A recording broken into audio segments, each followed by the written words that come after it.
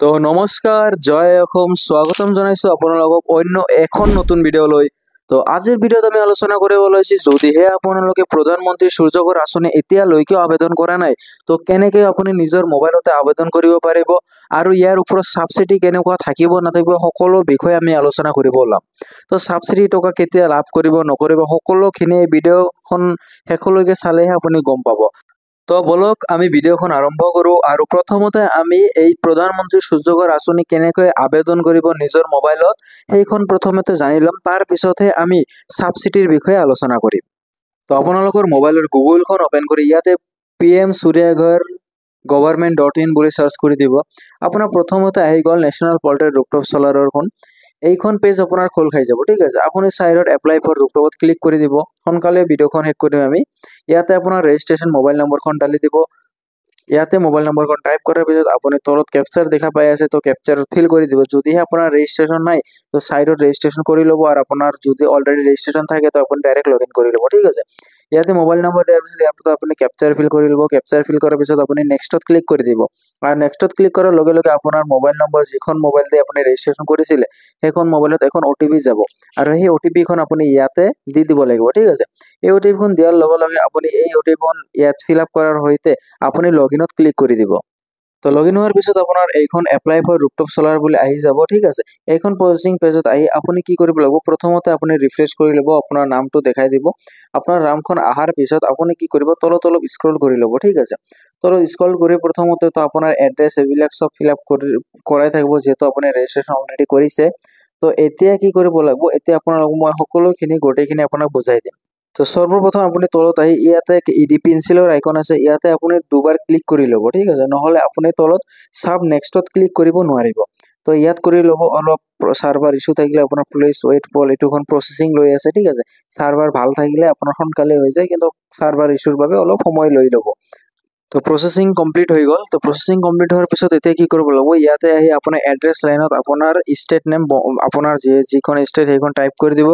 ইয়াতে আপোনাৰ village name type কৰি দিব, ঠিক আছে। ইয়াতে আপুনি চিটি টাইপ কৰি দিব।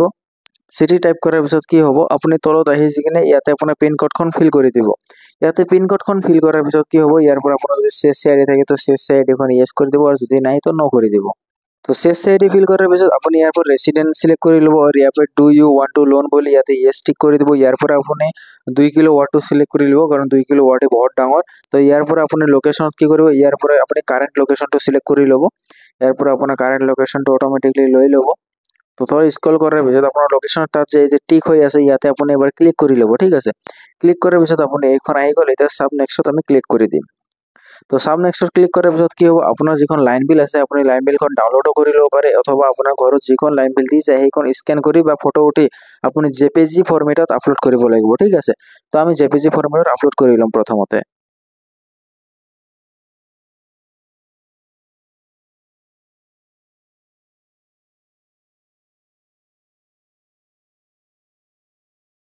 তো আমি আপলোড কৰি দিলোঁ। তো আপলোড কৰাৰ পিছত প্ৰথমতে আমি সেভত ক্লিক কৰি ল'ম।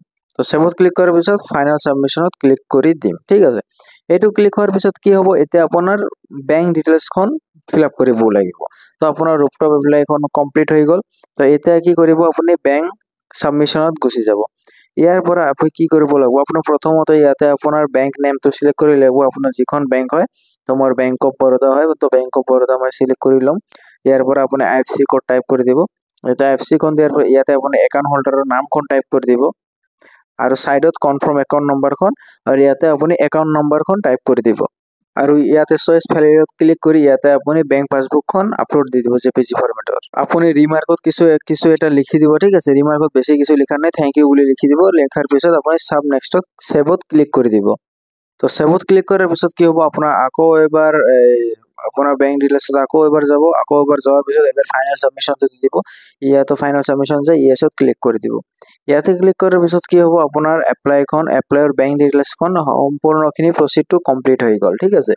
তো ইয়াৰ কমপ্লিট হোৱাৰ পিছত কি হ'ব, অলপ সময় লৈ আছে। তো সময়খিনি আমি চাই ল'ম, অপেক্ষা কৰি ল'ম। তো এতিয়ালৈকে যদি ভিডিঅ'খন লাইক কৰা নাই লাইক কৰি দিয়ক, চেনেলখন ছাবস্ক্ৰাইব কৰি দিব, সোনকালে কৰি দিয়ক, ঠিক আছে।